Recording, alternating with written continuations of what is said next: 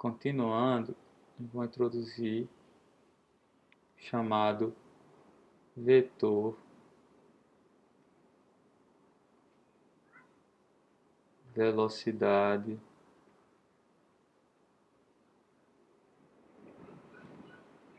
angular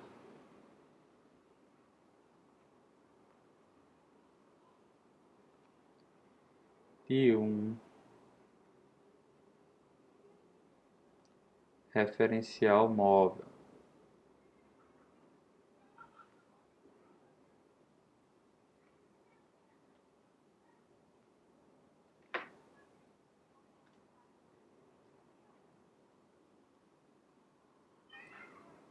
Então, o que que acontece? Para cada rotação simples que a gente faz, como a gente já viu, no caso a gente fez uma rotação em torno do eixo Z, né? Então, para cada rotação simples, que a gente só vai trabalhar com elas, ou com a composição delas, né? Para cada rotação simples, o que é que eu vou ter? Uma matriz de rotação associada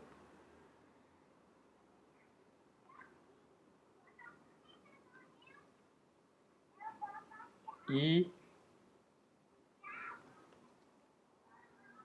um vetor velocidade angular associado.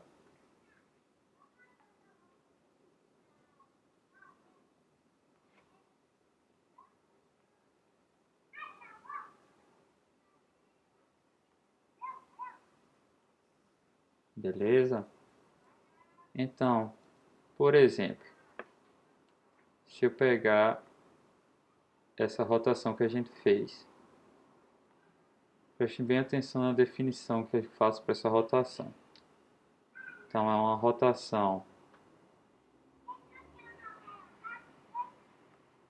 de θ em torno do eixo Z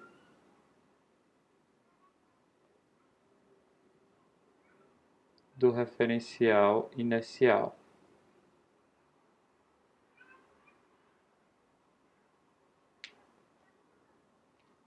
Referencial inercial. O que é que eu tenho de informação importante? Que é uma rotação de θ e é em torno do eixo Z do referencial inercial. Tom L aqui, né? Então, isso vai me gerar, primeiro, aquela matriz de rotação que a gente já conhece, que é o Tz de θ, e também um vetor velocidade angular. Esse vai estar bem descrito no inercial, porque é uma rotação em torno do referencial inercial, e eu vou chamar ele de I θ ponto, porque aí vai ser uma velocidade angular, então vai estar relacionado com o θ ponto. Beleza? Então a gente já tem essa informação do θ. E qual vai ser esse vetor? Né? Esse vetor vai ter componente em que eixo?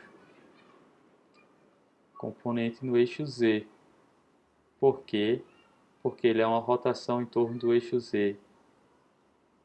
E aí esse vetor vai ser composto por 0, 0, θ ponto.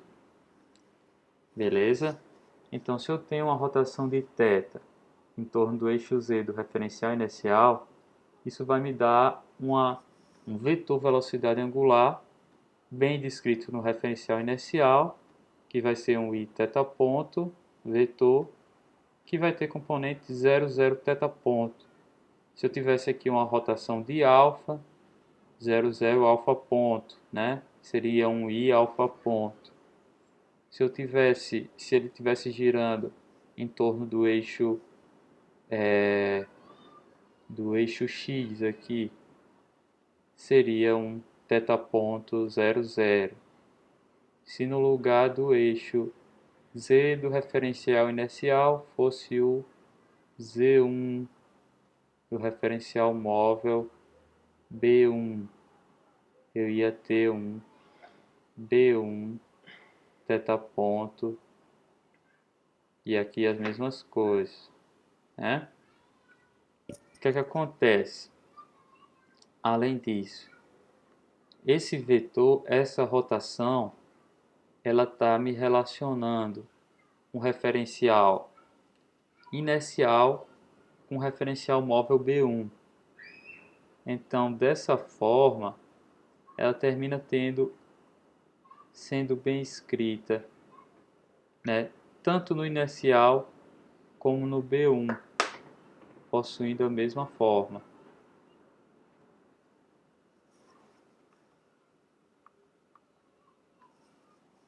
Que é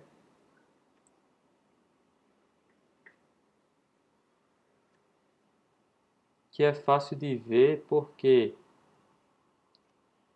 se eu pegar e quiser obter esse B1 θ ponto a partir fazer aqui, ó, Tθ e θ ponto, o que é que eu vou ver? Eu vou ver que essa matriz de rotação ela não vai fazer nada com o vetor e θ ponto, porque ela deixa inalterado o último componente, o componente em z. Beleza? Quando eu for calcular componente em z aqui, vai ser o que? 0, 0. Aqui não vai ter nada referente a esses dois. E o que tiver em z, ele vai multiplicar por 1. E aí ele vai deixar inalterado. Então, se eu fizer isso com esse vetor aqui, eu vou obter o mesmo vetor. Então, trabalhando nisso, eu sei que isso vai ser igual ao próprio θ ponto. Isso vai sempre ser válido se eu considerar uma rotação simples que me relaciona um referencial para outro. O vetor que eu quero, o vetor velocidade angular em si,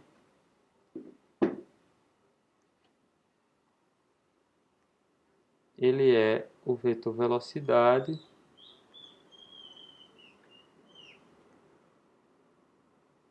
não de uma rotação, mas de um referencial móvel.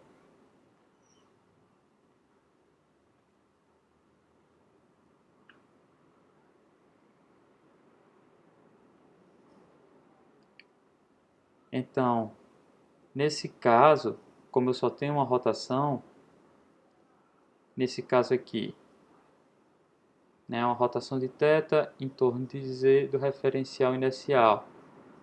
Essa rotação ia me levar para o B1. Então, qual seria o vetor velocidade angular do meu referencial móvel? Esse ômega 1, né, o meu primeiro referencial móvel, vai ser o próprio θ ponto, o próprio vetor θ ponto. E aqui, se eu escrever um no inercial, eu tenho que escrever o outro no inercial. Então, no final das contas, nesse caso, tanto faz eu escrever no inercial como no B1, ele vai ter a mesma representação. Mas se, por exemplo, se, por exemplo,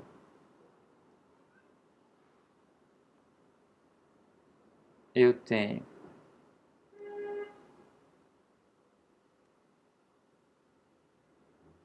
um B3 composto de 3 rotações,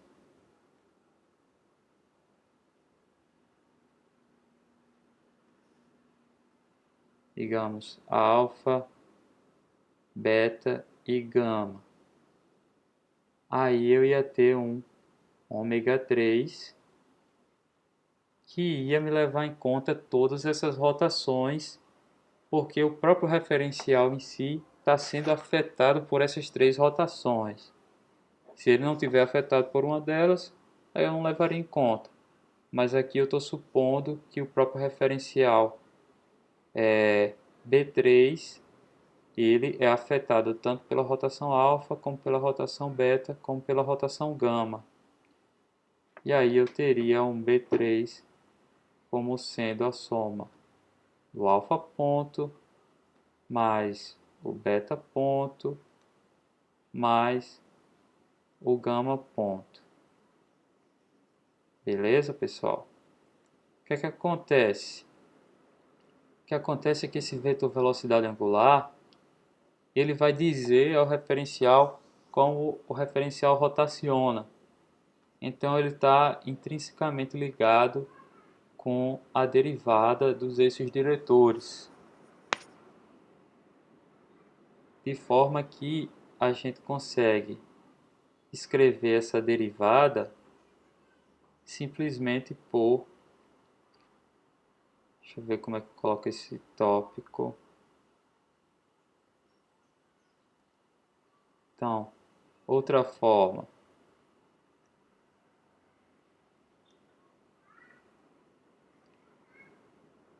de escrever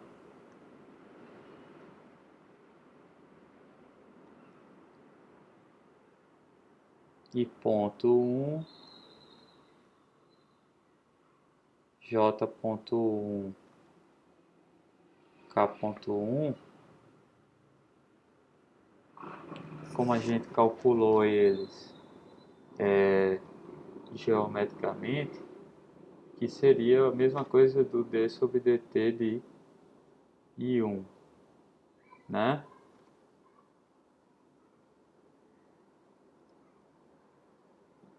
Canetinha azul. Outra forma de escrever seria I ponto 1 igual a ômega 1, tudo no referencial B1, P1 ômega 1, vetorial I1. I1 também está no referencial B1, né? Não precisa nem dizer. Se eu pegar aqui o J1,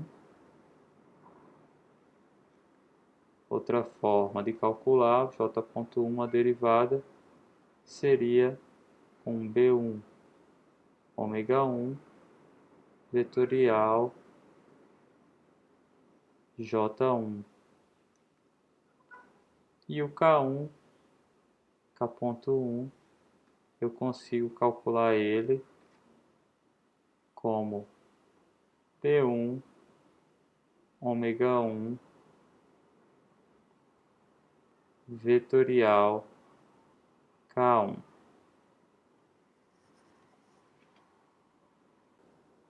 Então, pessoal, lembre que esse I1 aqui nada mais é do que, vou botar até aqui, I1 nada mais é do que o vetor 1, 0, 0.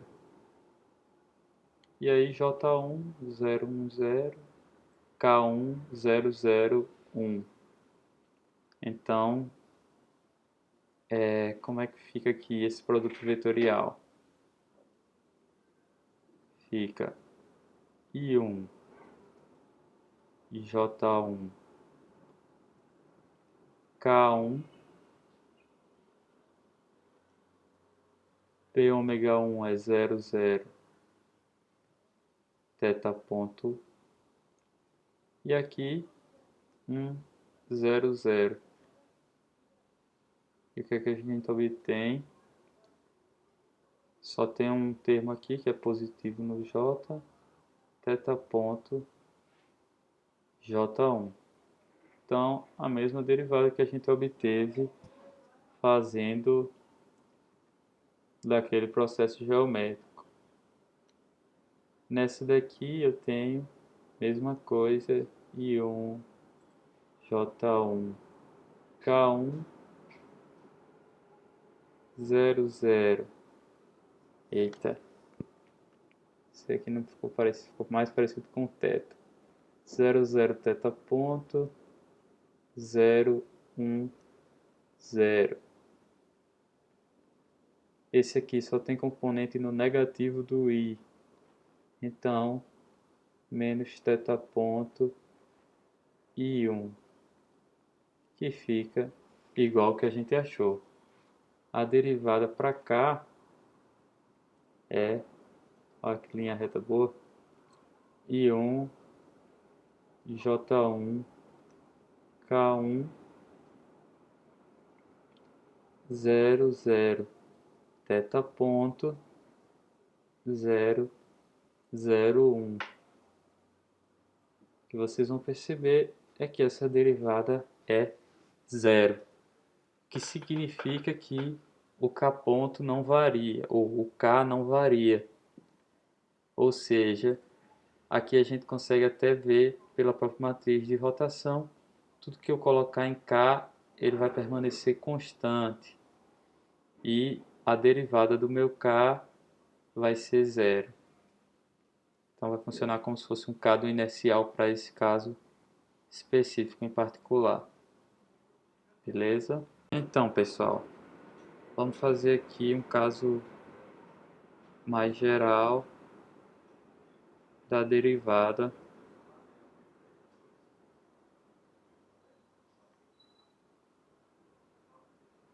do vetor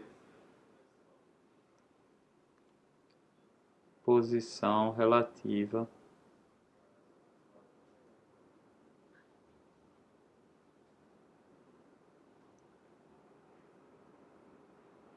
no referencial móvel.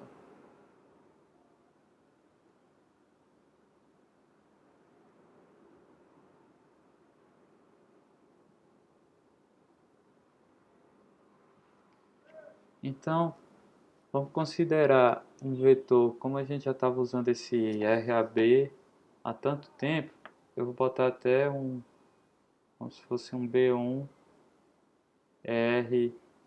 RBC, para mudar um pouco. E esse cara, ele vai ter um Rx e um mais um RY J1. E aí eu vou botar 0 em K1, só para ficar mais simples o cálculo, mas sem perda de generalidade. Então o que a gente está fazendo aqui vai ser válido para se eu tivesse um K1, mas eu vou tirar ele só para não perder a para ficar mais simples. Nesse caso, tanto o Rx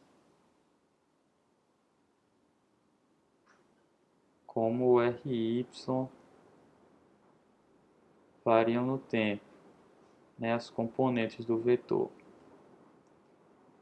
Então, o que acontece quando a gente faz a derivada do vetor?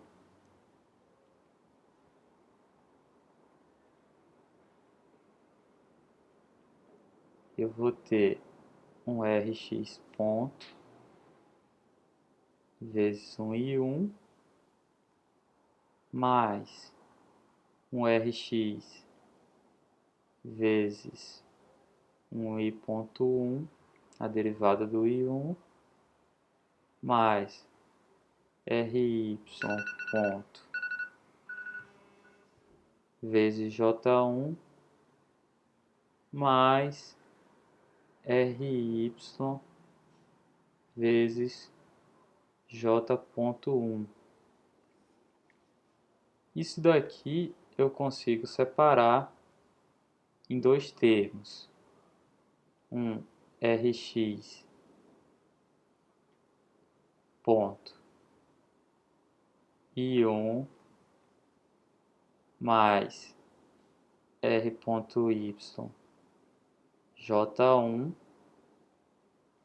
e o outro com as derivadas dos eixos diretores.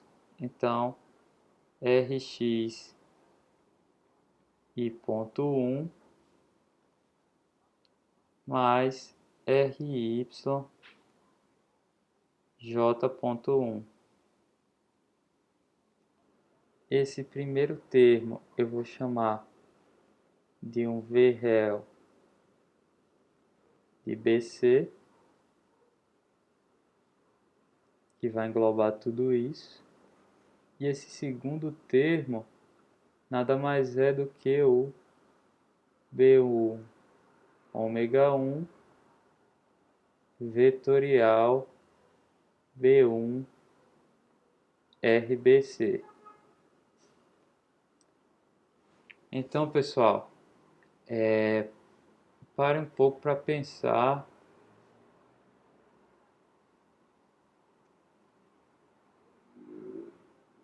como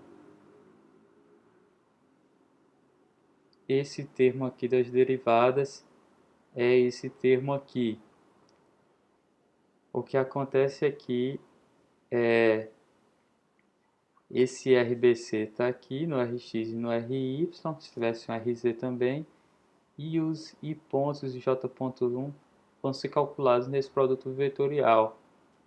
Então, no lugar de eu estar calculando o produto vetorial aqui para achar I ponto,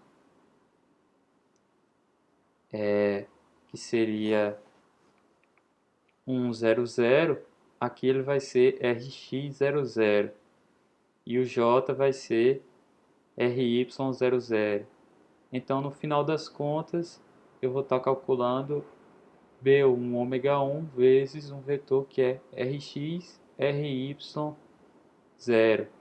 ou seja, um vetor que é o próprio RBC, tá bom? E aí a gente divide essas duas componentes de forma que o V-réu contém a derivada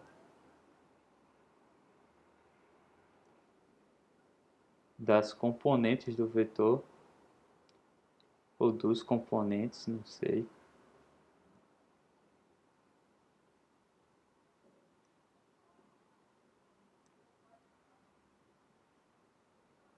Então, a derivada das componentes sem levar em conta a variação do referencial. E já esse outro camarada aqui contém a informação da derivada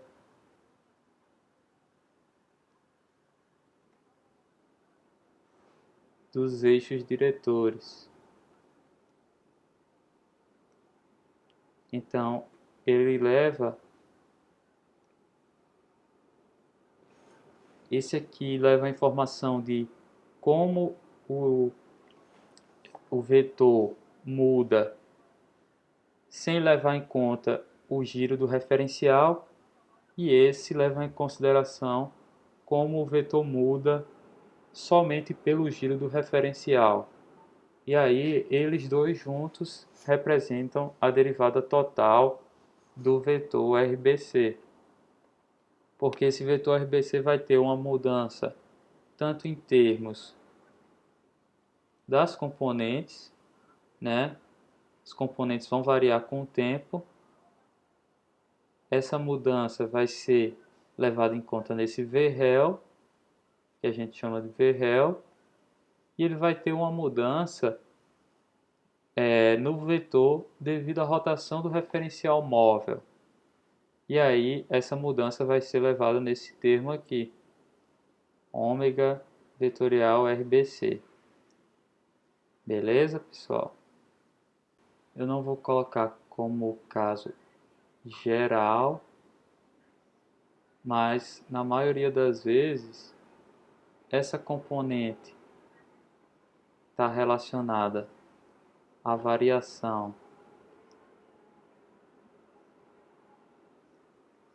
da magnitude do vetor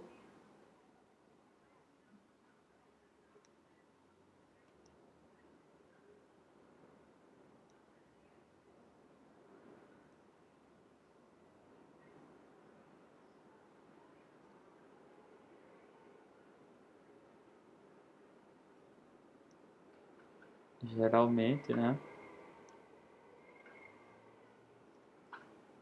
E esse aqui, da mesma forma, ele está associado, mas pode ser que não exclusivamente,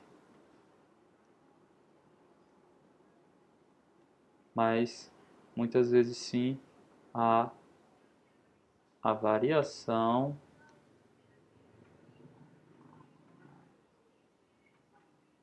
da orientação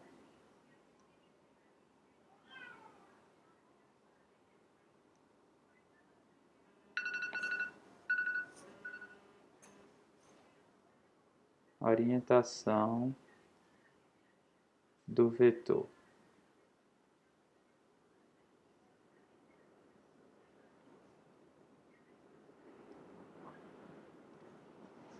Então, por fim, eu consigo escrever o meu d sobre dt de B1 RAB, agora uma derivada de verdade, que vai ser igual a um B1 RAB não, né?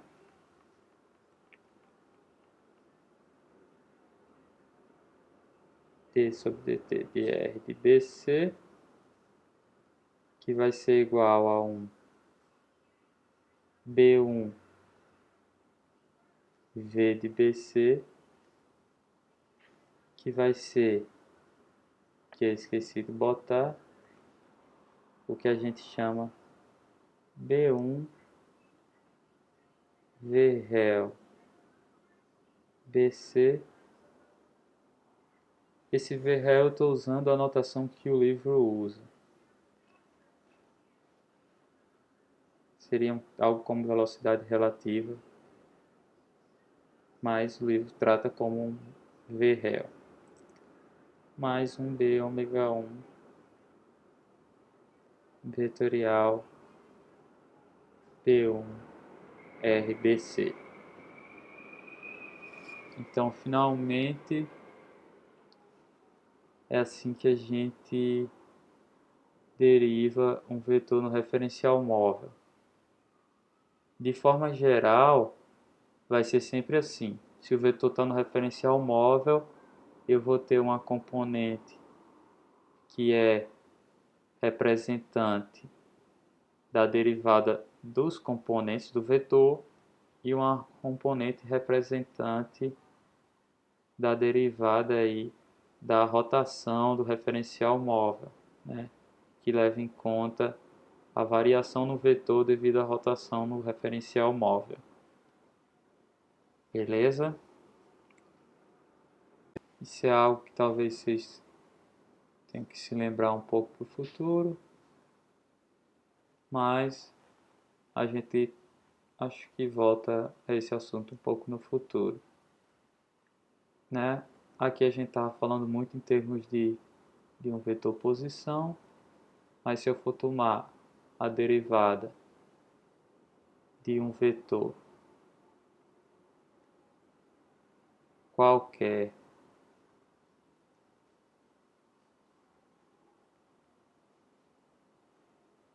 no referencial móvel, tá? Ref móvel. Como é que vai ser essa derivada? Vamos supor que eu tenho um Bn, que é um referencial móvel n, e um vetor qualquer S. E eu quero a derivada dele.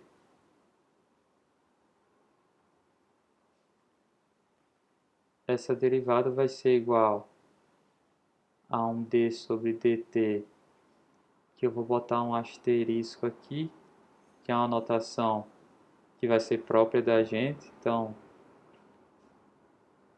não é uma notação comum, acho que o livro também não usa, que vai ser a derivada das componentes mais Bn ômega n, porque aqui eu estou pegando o vetor velocidade do referencial móvel n. Então, Bn ômega n vetorial Bns. Então, deixa eu colocar aqui d asterisco dt seria uma derivada só das coordenadas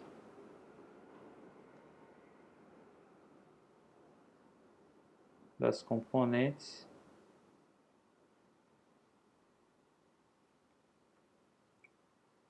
né? E esse termo aqui seria, mais uma vez, a derivada das componentes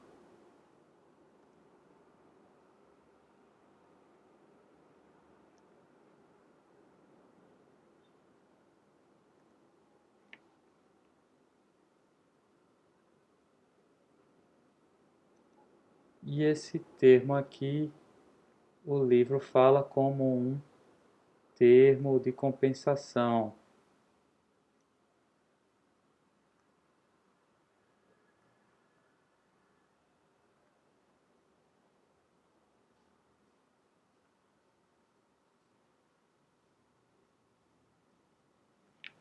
Que faz o quê? Que ele ajusta a derivada total, que não depende só das componentes, depende também de como o referencial está se movendo. Então, ele ajusta, é um termo de compensação para levar em conta o movimento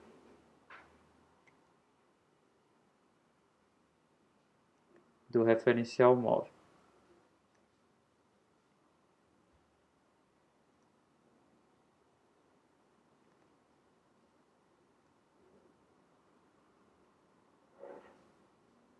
Então, para diferenciar, antes eu estava falando num contexto bem, digamos, de um vetor posição, aqui é um vetor qualquer, pode ser, quando a gente trabalha, vai ser posição, velocidade ou aceleração, que é a cinemática, mas pode ser um vetor qualquer que esteja descrito no referencial móvel.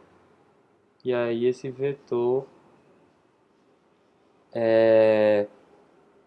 quando ele está descrito no referencial móvel, como a gente viu, derivar somente as componentes, as coordenadas, não é suficiente. Eu preciso de um termo adicional, e esse termo adicional leva em conta o giro do referencial, o movimento do referencial. Por isso que ele é tão ligado a essa velocidade angular aqui, que é a velocidade angular do referencial. Então esse termo de compensação adiciona não só o que o vetor ia variar em termos de componente, mas também como ele está variando sua orientação em termos ali do giro do referencial.